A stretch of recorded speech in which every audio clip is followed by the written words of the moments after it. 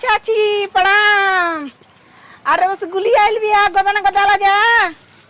पतो उता उतरले बाड़ू काजी ठीक बा ना मलकाई न पतो उतरले बानी कि अब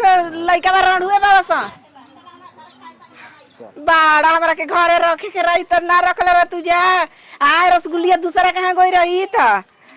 ए चाची आ बाड़ू हो अब आग छिनरिया बा नइखे बोला त का हो बिरगुआ भौजी भैया छीनर बोला तो नहीं खुजा अरे गोदना गोदाला जाओ बोलते नहीं खीजा लागत न कि ये भैया भतार कहाँ गोल बे यही से नहीं खे बोला था बड़ा बदल गोल बाटे हम भतार के कागुनी अपना ससुरा ये पूरा गांव के हुलिये बदल गोल बा तन चलो तन लमलोटाना कहीं था कि बड़ा निक लागेला झरेलिया के गांव में के बा हो अरे खोला पूजा छिनरियन के अबे भैया यही सन न त फोड़ दे खोल दे सन अरे अभी खुनी नहीं खीसन खुलत अरे खोला पूजा की चिची भाई पूजा हाँ हाँ फूफा 10,000 पैसा के इंतजाम हो गइल बा 10,000 हाँ बोलो चौका पर जाकर डलवा दही ए ठीक बा का हो के बा कहाँ से आइल बड़ू कि गोदवा आइलो हो गोदनवा कि गोदना हरी हनी हो गोदना गोदालो मेहरारू और बाईसन मेहरारू हाँ कन्या की पहले तो एगो मठिया के आवत रहली है बड़ा कांच कुआं रहली है उ जना तो बेचारी के बियाह शादी हो गई अरे मठिया वाला रसगुल्ली है हनी अच्छा रसगुल्लिया ऐसे तो मुंह भावता जैसे कि मुंह में रसगुल्ले घुस जाई अब का करी तोहर शरीर हम देख के जाना था कि सारा रसगुल्ले ए चलो दूगो भौजाई आइल बाली से घरवा में अच्छा भौजाई हां चलो चलो घुसो कि ऐसन गोदब गोदनवा हो कि ऐसन गोदब गोदनवा की भूलई होन नहीं दूसरा से गोदवई होन नहीं घुसो घुसो ए काय मरवाई बा का कोइले चला ए मर्द कहतन चल दूगो भौजाई आइल बाली से गोदना गोदे के बा अरे कहाँ भौजा हो भैया छिनार लोग बाप रे बाप ई रसगुल्लिया के देखले रही जवान पता कैसा रही अब बियाह शादी पता ऐसा हो गइल के मन करता कि चले तो पहले घर में तो सारा कौन देख लिया के बाड़ी बंद कर अरे निकला जा हो छिनार लोग घर में मेरा बुझा अबे भैया यहाँ तो दौड़ के चले आई बुझा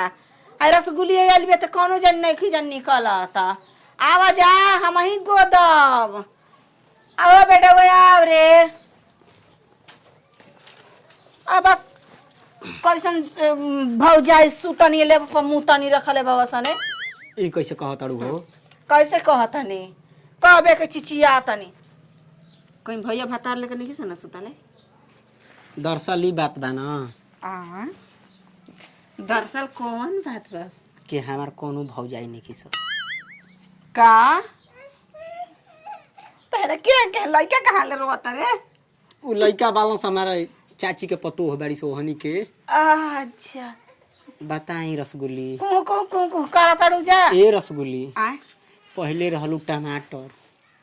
आ अब हो गइलू रसगुल्ला तोर लइका लेकिन खसन अब बियाहे कहाँ भइल हमार आदा तोरी की जय हो नइखे भइल न त अब हो जाई पूछे कैसे कैसे एक हाली गोदब न त जानला कि जौना के ना करे के तौन तार से कलियसन तो 11 में रही तब न गोदबू हइये नहीं के तो गोदबू कहाँ हम नहीं छी ए हई का हो अरे असही न गोदाई कैसे गोदाई हेतर थोड़े गोदाई सांप छाटल छिना रहू का हो तू नहीं को खबो हसन जवान बड़ा सच सच बताओ कतना गोड़ी से यही से का गांव घर में घूम घूम अपन गोदा तड़ू भातार छोड़ देले बात आ हे दादा हमारा के छोड़ेला काहे? आ निरवन हम चपक रहेला उ त केतना कहनी के अपन नैहर जाइने ए नैहर में रही त केतना यार पटैले रहनी ओनी बिना मन लागेला अच्छा ये बताओ का अबे लोग लइका नहीं खम भइता है लइका लेकी का क के चार झुलावत चले के बा ना हो ठीक कह तड़ू कहनी कि बनल बा दाल भात भुजिया खइबू ना जब तक से एक सारा बारे सारा। आय बड़ भाई कबो तकबे ना कैलस करियो छोट भाई घर में घुसा के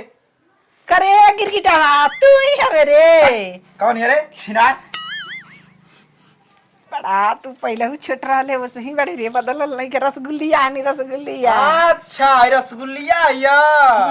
रसगुल्ला लेखा बरसतिया के घर में हमारा के तो कहतल चुप लार चुके सरवा ठेहुना अरे। पकया गइल। कैसे चुसा गेल बड़े रे। अरे रसगुल्लिया जब तू चल गई तो का करी हम सुखा गई मगर तू तो गदर आ गई रोज खाइला 3 टाइम। ए तू चल गेलू केतना लोग कोमा में चल गेले जाके सच्चो तब जब आ गेल बनी मैं जना के जिया देही सारा घर में कैसे आ गई रसगुल्लिया गोदे खातिर गोदे खातिर ये हमनी के खानदानी ह जब तक ले जियब जा तब तक ले गोदल जाई ए। आ गोदबावल जाई ए गोदा के आय गोद देबू हमारो। खोलू ई का कतड़ू हो?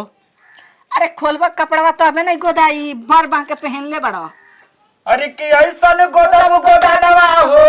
ऐसन गोदब गोदानवा जिंदगी भ भूलैबू ना दूसरा से गोदवैबू ना आवा रसगुल्ली तो के अमोने व्यवस्था दिखाया ए